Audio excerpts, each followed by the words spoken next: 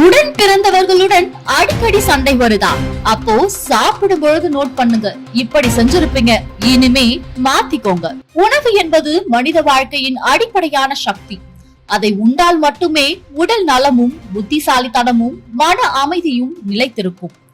ஆனால் அந்த உணவை நாம் எப்படி உண்ணுகிறோம் என்பதிலும் அதற்கான நடைமுறைகள் எப்படி இருக்க வேண்டும் என்பதிலும் பாரம்பரியம், ஆன்மீகம், வாழ்வியல் ஒழுக்கம் அனைத்தும் சார்ந்துள்ளது. நம் முன்னோர் இந்த விஷயத்தில் மிகுந்த நுண்ணறிவுடன் சில கட்டுப்பாடுகளை வகுத்துள்ளனர். அவற்றில் பலவனவை இன்றும் பல வீடுகளில் கடைபிடிக்கப்படுகின்றன. அந்த வகையில் சாப்பிடும் போதே நாம் தவிர்க்க வேண்டிய சில முக்கியமான பழக்கங்களை இங்கு விரிவாக பார்க்கலாம். சிலர் சாப்பிடும் பொழுது ஒரு விரலை மட்டுமே நீக்கிவிட்டு சாப்பிடுவார்கள். இது ஒரு தவறான பழக்கம் மட்டுமல்ல, குடும்பத்தில் உள்ள பெண்களுக்கு இடையிலும் சண்டை, மன வருத்தம், செல்வம் குறைதல் போன்ற நிலைகளை ஏற்படுத்தும் என நம்பப்படுகிறது. ஆள்காட்டி விரலை நீக்கிவிட்டு சாப்பிடுவது வீட்டு அமைதிக்கு எதிரான செயல் என நம் மூதாதையர்கள் வலியுறுத்தியுள்ளனர். மேலும் சகோதர சகோதரிகளுக்குள்ளும் சண்டை வருமாம்.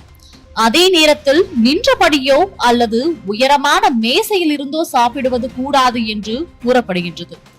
எப்போதும் தரையில் அமர்ந்து காலை மடக்கி எளிமையாக தலையை சற்று குனிந்து சாப்பிட வேண்டும். இது பணிவையும் உணவுக்கான நன்றி உணர்வையும் வெளிக்காட்டும். தலையை உயரமாக வைத்திருப்பது நான் தலைவன், சாப்பாடு எனக்கே வரும் என்ற அகந்தையை உணர்த்தும் செயல் எனவும் மகாலட்சுமியின் அவமதிப்பாகவும் பரிமாணப்படுகிறது. மேலும் சாப்பிடும் பொழுது சேர்ந்து அமர்ந்து தலைகணையை மேல் வைத்து சாப்பிடும் பழக்கம் சிலரிடம் உள்ளது. இது தூக்கத்திற்குரிய பொருளை உணவுக்கு சேர்ப்பது போலவே இருக்கும். இது போதையுடன் உணவை உண்ணுவது என்ற துஷ்பிரவணத்தை உருவாக்கும். இந்த முறையை நம் முன்னோர் கடுமையாக எதிர்த்து இது செல்வத்தை விலக்கிவிடும் செயலாகவும் மகாலட்சுமி வீட்டை விட்டு அகற்றிவிடும் சூழல் உருவாகும் என்றும் எச்சரித்துள்ளனர். சாப்பாட்டை உருட்டி சாப்பிடுவது, அதாவது சாதத்தை உருட்டி உருட்டி வாயில் போடுவது உணவுக்கு மரியாதை இல்லாத செயல் என கருதப்படுகிறது. உணவின் சுத்தத்தையும் அதன் பரிசுத்தையும் குறைக்கும் பழக்கம் இது.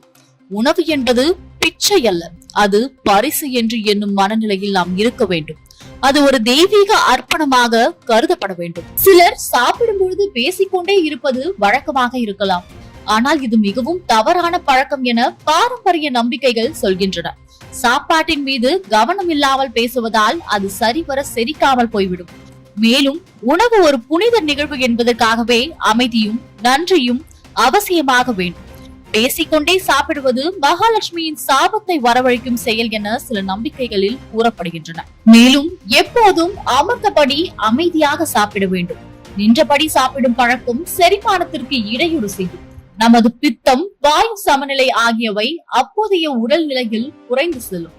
தரையில் அமர்ந்து காலை மடக்கி சாப்பிடுவதால் உடலுக்குள் ஏற்படும் சூடான மற்றும் குளிர்ந்த சக்திகள் சமநிலையாக வேலை செய்யும்.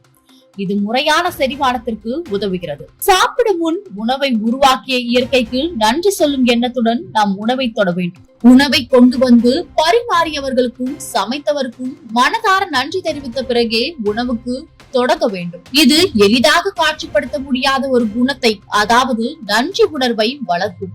நன்றி இல்லாத இடத்தில் செல்வம் நிலைக்காது என்பது நம் முன்னோர்களின் முழு நம்பிக்கை.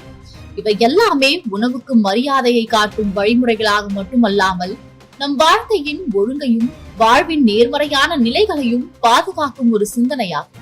சிறிய செயல்கள் போல தோன்றினாலும் இவை ஒரு வீட்டு அமைதிக்கும் செழிப்புக்கும் அடித்தளமாய் அமைந்துள்ளன. ஆகவே உணவு சாப்பிடும் போது இவற்றை தெரிந்து விழிப்புடன் கடைபிடிப்பதே நம் வாழ்க்கையின் நன்மைக்கு வழிகாட்டும்.